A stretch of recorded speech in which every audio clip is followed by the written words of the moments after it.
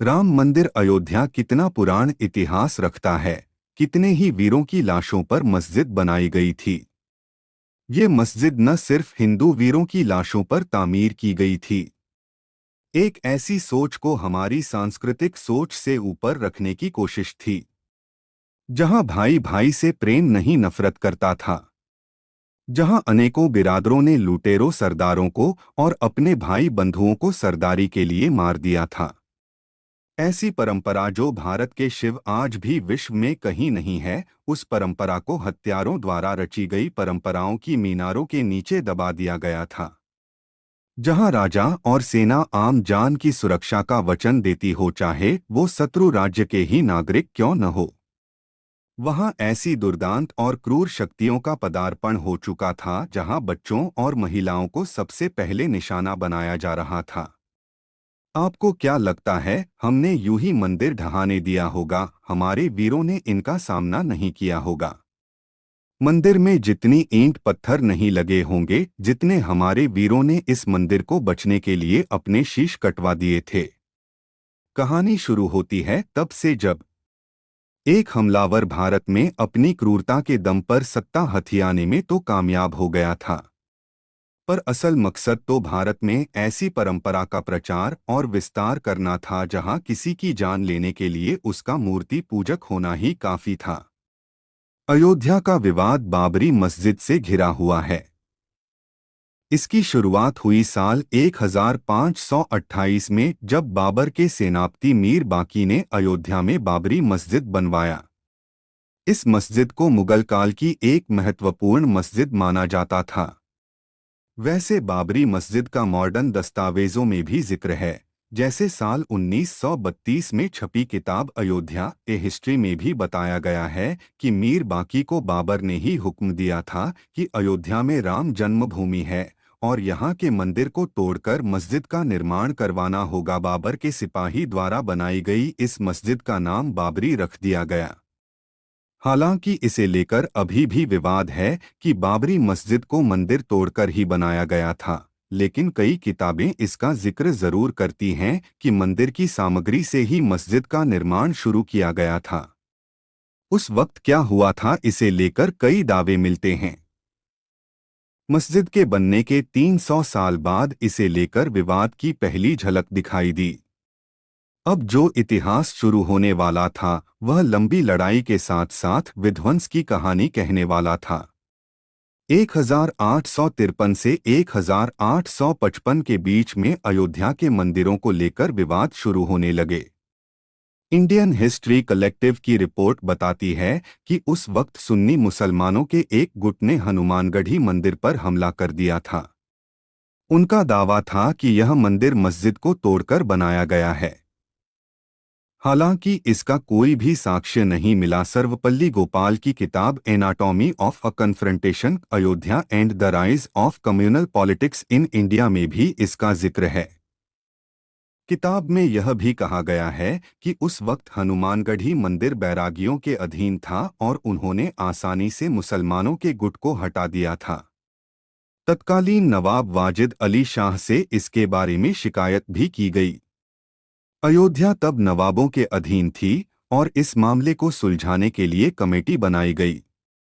उस कमेटी की जांच रिपोर्ट में सामने आया कि वहां कोई भी मस्जिद था ही नहीं।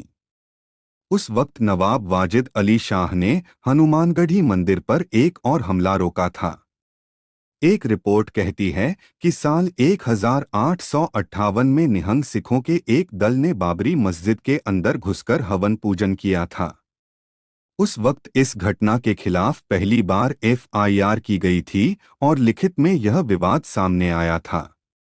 उसमें लिखा गया था कि अयोध्या में मस्जिद की दीवारों पर राम का नाम लिख दिया गया है और उसके बगल में एक चबूतरा बना है। साल 1859 में अंग्रेजी सरकार ने इसके बीच एक दीवार खड़ी कर दी, जिससे हिंदू पक्ष और मुस्लिम पक्ष शांति से अलग अलग स्थान पर पूजा और इबादत कर सकें। यहीं से पहली बार राम चबूतरा शब्द प्रचलन में आया था। साल सन 1885 में पहली बार कोर्ट पहुंचे थे रामलला। कोर्ट ऑब्जर्वर एससीओ की रिपोर्ट बताती है कि यह पहली बार था जब राम मंदिर विवाद कोर्ट पहुंचा था। यहां महंत रघुवीर दास ने राम चबूतरे पर मंदिर बनवाने की याचिका दायर की थी। फैजाबाद डिस्ट्रिक्ट मैजिस्ट्रेट ने यह याचिका खारिज कर दी थी। तब फैजाबाद कोर्ट में रघुवीर दास की याचिका गई थी। उस वक्त केस की सुनवाई कर रहे जज पंडित हरि किशन ने इस याचिका को रद्द कर दिया था।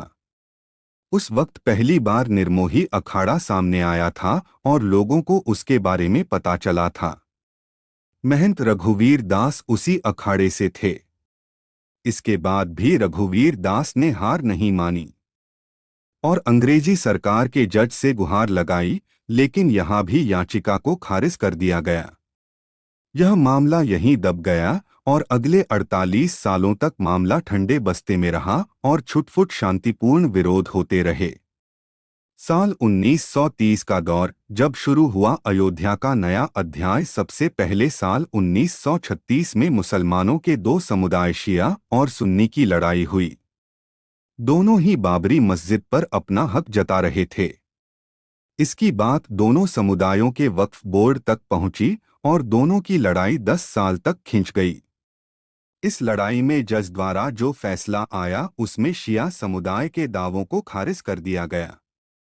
साल 1947 के बाद से बदल गई अयोध्या की राजनीति। मॉडर्न समय में जब भी अयोध्या की बात होती है तो उसमें राजनीति शब्द जरूर सामने आता है।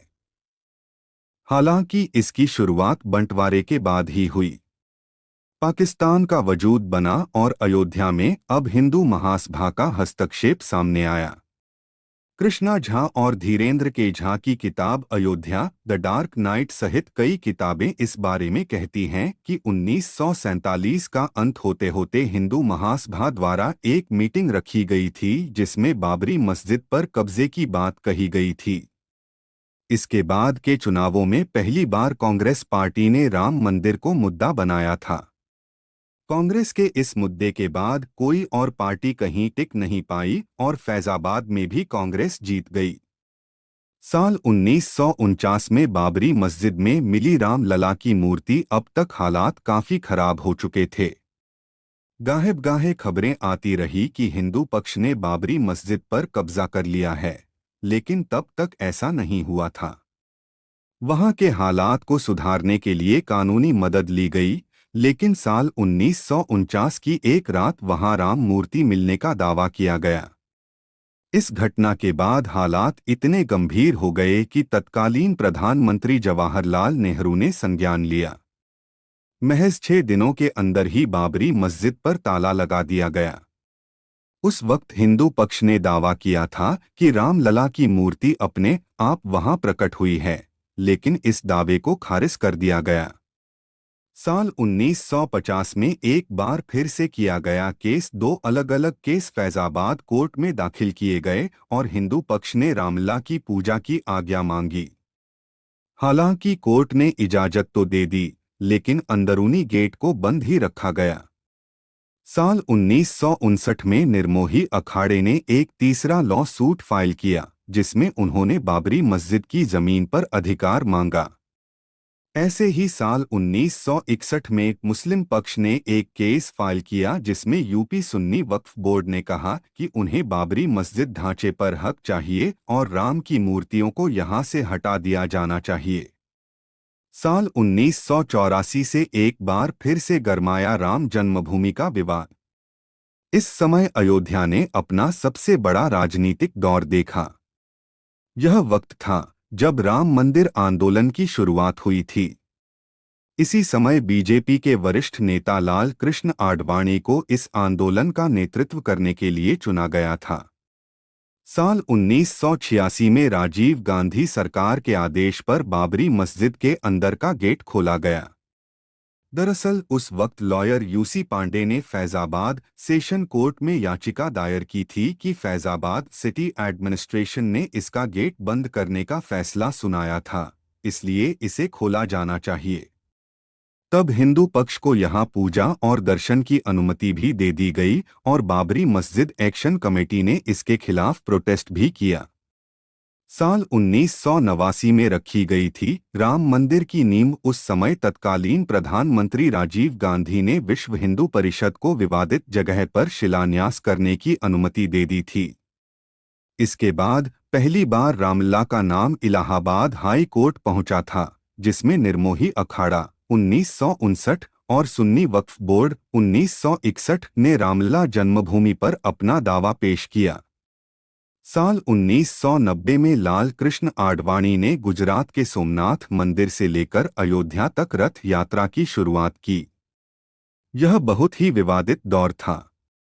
अयोध्या वासियों ने बताई, उस वक्त की आंखों देखी हमने दिल्ली यूनिवर्सिटी के पॉलिटिकल साइंस प्रोफेसर और अयोध्या के निवासी शिवपूजन पाठक से बात की। उन्होंने हमें बताया, उस दौरान अयोध्या वासियों के ऊपर ही कार सेवकों के लिए व्यवस्था का कार्यभार था। चारों तरफ पुलिस तैनात रहती थी और रातों रात कार सेवकों को रहने के लिए जगह दी जाती थी। स्कूलों में भी उन्हें रुकवाया गया था। उस वक्त चारों तरफ सिर्फ परेशानी का माहौल रहता था और समझ नहीं आता था कि आने वाले पल में क्या हो जाएगा। साल 1992 में गिराई गई बाबरी मस्जिद। 6 दिसंबर 1992 का वो दिन जब बाबरी मस्जिद को गिराया गया था। भारत के इतिहास में यह दिन दर्ज है। कारसेवकों ने यहाँ एक अस्थायी मंदिर की स्थापना भी कर दी थी। मस्जिद गिराने के 10 दिन बाद प्रधानमंत्री ने retired high court justice M S. Liberhan को लेकर एक कमेटी बनाई, जिसमें मस्जिद को गिराने और सांप्रदायिक दंगों को लेकर एक रिपोर्ट बनानी थी। जनवरी 1993 आते आते अयोध्या की जमीन को नरसिम्हा राव की सरकार ने अपने अधीन ले लिया और 67.7 एकड़ जमीन को केंद्र सरकार की जमीन घोषित कर दिया गया।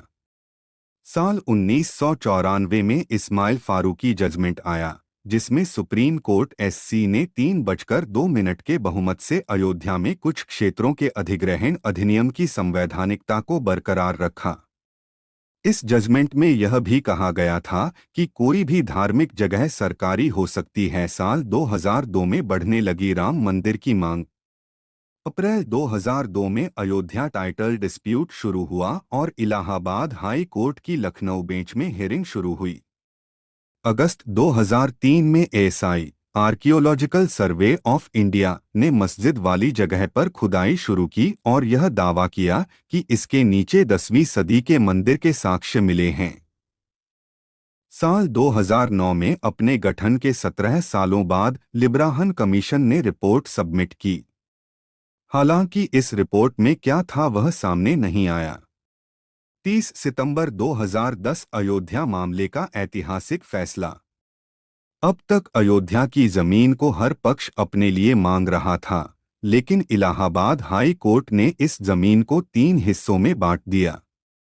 इसके तहत 1/3 हिस्सा निर्मोही अखाड़ा को, 1/3 हिस्सा सुन्नी वक्फ बोर्ड को और 1/3 हिस्सा रामलला विराजमान को दिया गया। इस फैसले ने पूरे देश में विवादों को जन्म दिया। इसके खिलाफ एक बार फिर से याचिका दायर हुई और साल 2011 में सुप्रीम कोर्ट ने इलाहाबाद हाई कोर्ट की रूलिंग को रोक दिया। सुप्रीम कोर्ट ने इस हियरिंग को लेकर कहा कि इलाहाबाद हाई कोर्ट का जजमेंट अजीब है, क्योंकि तीनों में से किसी भी पार्टी ने इसके लिए गुहार नहीं लगाई थी। साल 2017 आते आते चीफ जस्टिस खेहर ने तीनों पार्टियों को आउट ऑफ कोर्ट सेटलमेंट के बारे में कहा। इस पर एक बार फिर से बहस शुरू हुई। साल 2018 में सुप्रीम कोर्ट ने अपना फैसला दिया। हालांकि लेकिन उसे जगजाहिर नहीं किया गया। उस वक्त सुप्रीम कोर्ट ने बड़ी बेंच के तहत उनके फैसले की जांच करने को मना कर दिया था। साल 2019 में आखिरकार आया ऐतिहासिक फैसला। चीफ जस्टिस गोगोई ने साल 2019 में 5 जजों की बेंच बनाई और पुराने 2018 वाले फैसले को खारिज कर दिया। 8 मार्च 2019 को 2 दिन की सुनवाई के बाद जमीनी विवाद को आपसी सहमति से सुलझाने की बात एक बार फिर से कही गई। नवंबर 2019 आते आते सुप्रीम कोर्ट ने हिंदू पक्ष के हित में फैसला सुनाया और राम मंदिर को एक ट्रस्ट के जरिए बनवाने का आदेश दिया। इसके साथ सुन्नी वक्फ बोर्ड को 5 एकड़ जमीन दी गई, जहां अयोध्या में मस्जिद बनवाया जाना था। दिसंबर तक इस मुद्दे पर कई पिटीशन फाइल की गई और सुप्रीम कोर्ट ने इस मुद्दे को खारिज कर दिया। फरवरी 2020 को श्री राम जन्मभूमि तीर्थ क्षेत्र ट्रस्ट की स्थापना हुई। लोकसभा में प्रधानमंत्री नरेंद्र मोदी ने इसकी घोषणा की। सुन्नी वक्फ बोर्ड ने 5 एकड़ जमीन को स्वीकार किया और अगस्त 2020 में प्रधानमंत्री नरेंद्र मोदी ने राम मंदिर का शिलान्यास किया। अब 22 जनवरी 2024 को प्रधानमंत्री नरेंद्र मोदी द्वारा ही रामलला की मूर्ति का प्राण प्रतिष्ठा किया गया है।